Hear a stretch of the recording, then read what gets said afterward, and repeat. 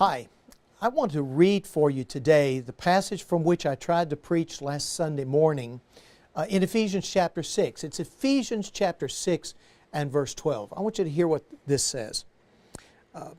Our struggle is not against flesh and blood, but against the rulers, against the powers, against the world forces of this darkness, against the spiritual forces of wickedness in the heavenly places. Now, Paul is in a section here where he's talking about the need and the necessity for us as believers to have the power of God in our lives so that we might resist against and fight well against the enemy. And when he comes to verse 12, he describes the enemy in vivid terms. And I think we would do well to think more deeply about what he says here. He is talking about entities, personalities who are against God and against the gospel and against God's people. And so we are fighting against these things. These are very real entities. Notice how he says what they're not. They're not flesh and blood. They're actually spiritual entities.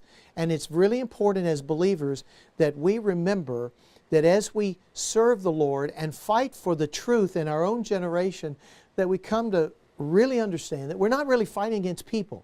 We're not fighting against flesh and blood. We are fighting against spiritual entities. These are unseen personalities and beings. He calls them rulers. He calls them powers. He calls them world forces of darkness. He calls them spiritual beings of wickedness. So they have power. They have influence. They're worldwide. They're world forces. They create darkness and evil and sin, wickedness. Why is there wickedness in the world? Well, these entities are involved in engendering this kind of thing, both in our sinful natures when they tempt us, but also in the world system. And they're worldwide. And so I think what Paul is telling us here is, Christians, you need God's power. Think about the enemy that you face. You can't beat these individual entities. You need the divine, transcendent, sovereign power of God.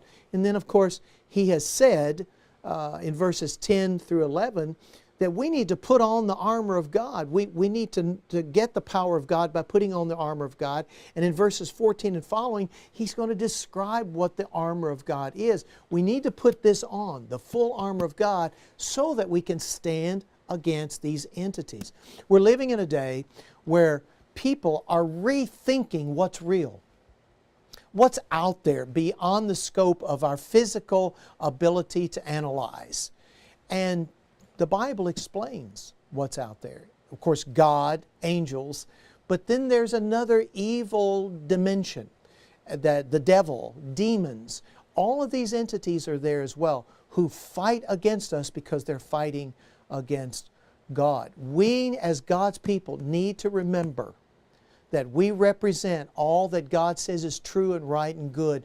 We follow Christ. We are His disciples, and as such, we are attacking the dimensions of darkness and evil. Hey, if you want to hear the whole sermon, you can go to fbcfenton.com and you can access the sermon there. And we'll see the next time about the armor of God and what we should put on and how this helps us to resist these evil entities. God bless you. It's been great to be together. We hope you have a great week. We'll see you next time on Morning Afterglow.